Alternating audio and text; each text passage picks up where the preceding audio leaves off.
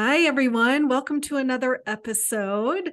I am excited to have my team member, Deb Brucker, here with me. She is a health coach, and so she works with the majority of the clients who sign up for the Complete Sleep Solution. And we have been working together since August, I think. So it's been almost 6 months, and she has been amazing to work with. Clients are loving her as well. I'm getting great feedback.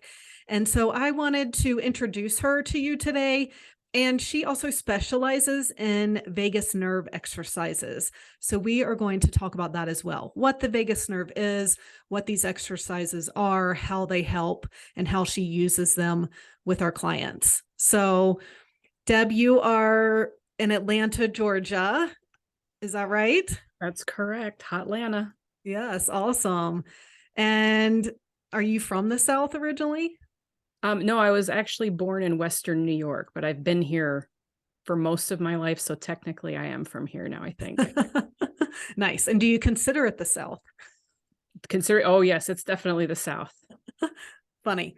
Yeah. Well, I grew up in Greenville, South Carolina, which is a couple of hours away. And so sometimes people from Atlanta are like, it's not really the South. It's a big city. But it's in Georgia. It is the South.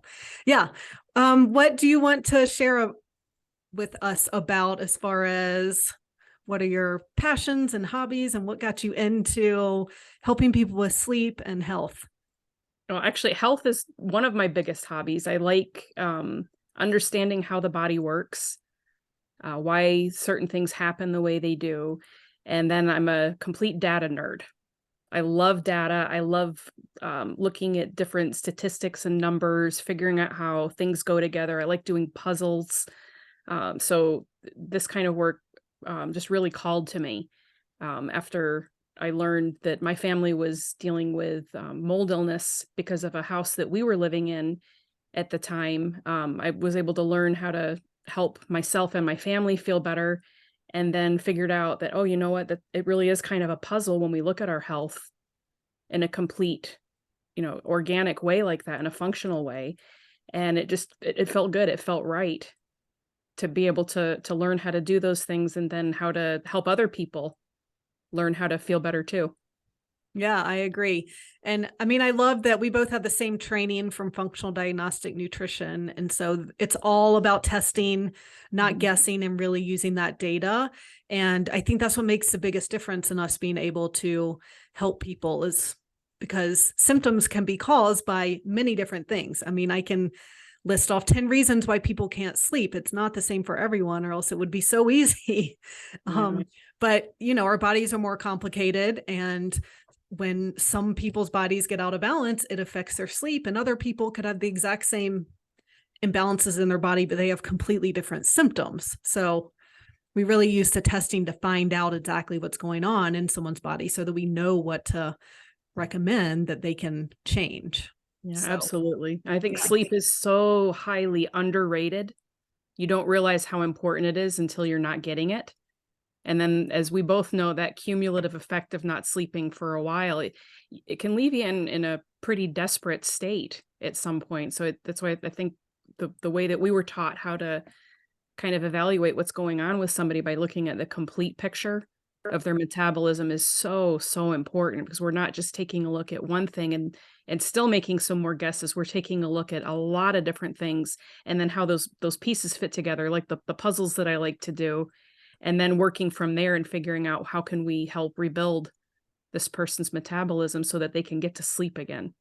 Right, exactly. Yeah. And I love it that, well, I don't love it that you've had sleep struggles, but like that's why we're passionate about helping people with sleep in particular, because we know how miserable it is. And, I always say a healthy body sleeps well. So if you aren't sleeping, it's a sign your body isn't healthy. So what can we do to get that back in balance?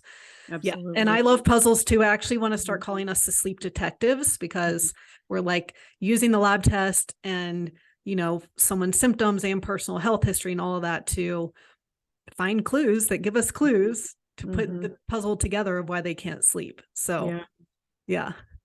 Awesome. All right. Well, let's get into talking about the vagus nerve and these vagus nerve exercises. So, Can you start by telling us what the vagus nerve is? Absolutely. The vagus nerve is one of my favorite things because it's again like sleep.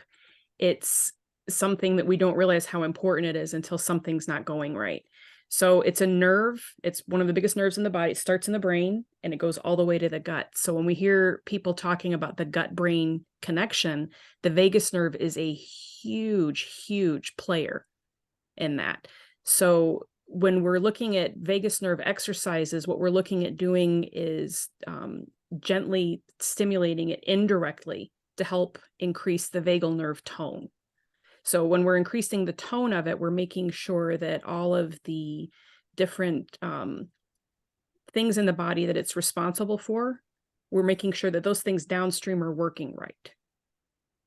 So the vagus nerve, it's responsible for everything from your heart rate to your digestion, your respiratory rate, reflexes. Sometimes people, when they start stimulating their nerve, they might cough or sneeze. If somebody's dealing with dizziness, that could be a vagal nerve issue. There's basically not a whole lot of things in your body, in your metabolism, that can't be helped by having stronger vagal tone.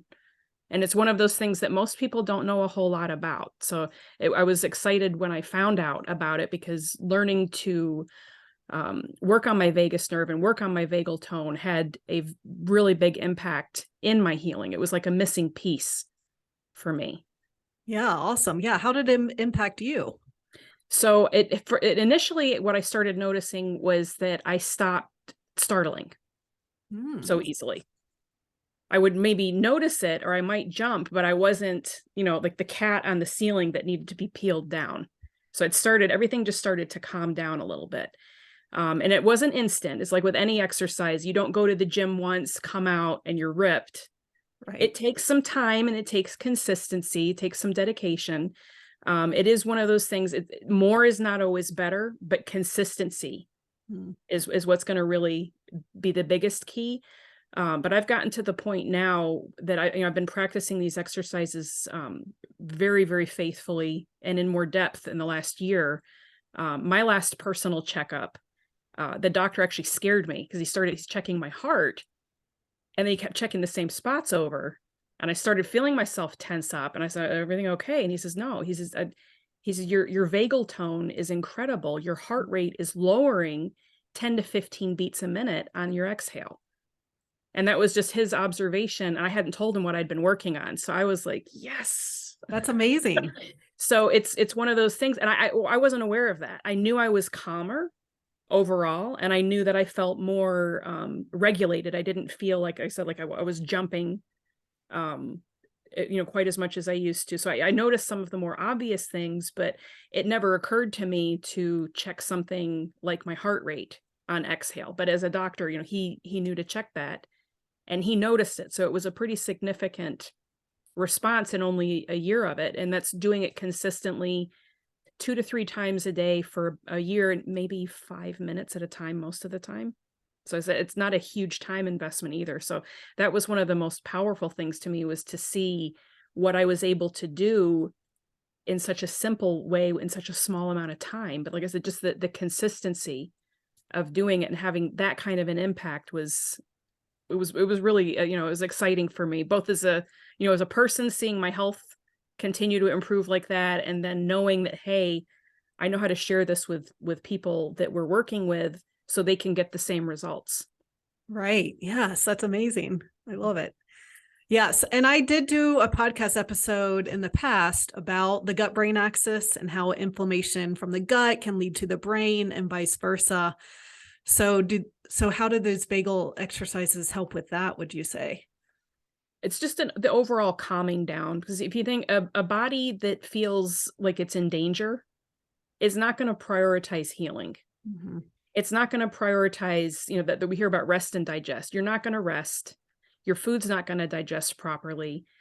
Even something as basic as regular elimination can be messed up if your vagus nerve, if the tone is off. You might have your bowels emptying too frequently, Mhm. or they could just completely slow down, because your body's not going to make that a priority if that cell is just turned on and feeling like it's in danger. So when we're stimulating the vagus nerve, we're kind of turning that switch over towards that more calm state. So the body realizes, you know what, it's okay. It's like, just kind of relax, slow it down a little bit. Like I said, the breathing starts to slow, the heart rate starts to slow, things start moving the way they're supposed to again. And then some of these things can start to resolve themselves. And then when we add in the proper diet, proper, eating, the habits that they're learning through the program, and then also making sure they're taking the correct supplements based on what's in their labs, we start putting all those pieces together. The vagus nerve exercises are kind of like that icing on the cake, and it can just help really bring everything home. Yeah, that's great. And I mean, I talk so much about stress and how much stress plays a role in sleep. And so we always think of that as mental stress, which has a lot to do with it. But then there are these physiological stressors as well that we're looking at with the testing and helping our clients with. Um, so yeah, so I feel like people who can't sleep, you get stuck in fight or flight, like you're stuck in that stress response. And so I talk about how important it is to calm your nervous system every day. And so this is a great way to do that. And like you're saying, it doesn't take long, a few minutes a Mhm. day. So yeah, what are some of these exercises that you're recommending? I know people are listening, not watching, and you have to be careful with some of these exercises, but are there some common ones that people could benefit from? Yeah, so some of the most common ones that you see talked about on social media and online are going to be humming and gargling and singing. Those are generally the least stimulating of a lot of the exercises that you can do. Because, like you said, you don't want to overstimulate the vagus nerve, because too much of a good thing can be a bad thing. But it's really hard to overstimulate through doing those three activities. But what winds up happening when you're humming, gargling, or singing, you're working muscles in the back of your throat that actually get pretty close to the vagus nerve. So you're here again stimulating it indirectly, but not in an overly stimulating way. So it's like Okay, a, cool. just a good gentle stimulation. So, for a lot of people who, maybe they're not quite ready to jump in yet, I would say just do something like after you brush your teeth, gargle. Just get a little extra water and gargle. So everybody should be brushing their teeth twice a day. So habit stacking is a really good way to help incorporate a lot of these things. So when you're done brushing your teeth, just gargle for 5, 10, 15 seconds, whatever feels good. You don't ever want to do it to the point where you feel like you're choking on water or you're uncomfortable by it. Just for a moment, and just start getting into that little habit, and give yourself a little bit of time, a little bit of grace, and start leaning into it. Then once you've done the gargling for a little bit, maybe you find yourself, in the car a lot. I know in Atlanta, we're constantly in the car. So humming while you're driving can be a really nice thing. Plus it puts you in a nice little mindset, or sing along to some of the songs. That can be just a nice, gentle, easy way that's not going to distract you while you're driving. Help keep you calm, especially like I said, when we're here, we're in a lot of traffic. That's not so good for the nervous system. So it can help Right. offset that. But just little things like that can really they can really play a big part in Yeah. your overall health and well-being. Just and it can be fun too, singing, especially when you sing Yeah. off key like I do. It can make you laugh. And laughing is also another good way to stimulate your vagus nerve, a good belly laugh, because you're working it both in the gut and at the back of your Mhm. throat, as get that whole vibration going on in your torso. So, like I said, a lot of it is helping your body learn to relax and just kind of start to enjoy things again, and reset. Because, like you said, that we've got the stressors, the emotional stressors can cause the physical problems, and we know physical problems can cause emotional stressors. So Mhm. we have to do something extra just to help kind of break that cycle. Yeah, that's great. Yeah, and I know you do maybe more direct Mhm. these exercises with our clients, but yeah, like you said, sometimes stimulating it directly can be too much, and if you do it Mhm. too long. So, yes, I mean, do you have an example of using it with a client who's getting some results from Yeah. it? So there's one woman that I'm working with right now who has a history of doing a lot of yoga. And her yogi actually taught a lot of ear exercises, and some of the vagal nerve exercises I teach do involve stimulating the ear.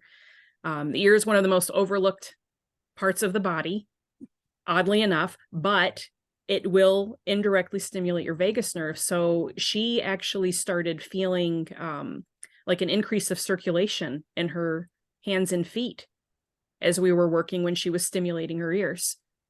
Her body was starting to calm down, heart rate slowed down, and her circulation increased. So that's the kind of thing we want to see. Yeah, that's amazing. Awesome. All right. Well, is there anything else you want to add?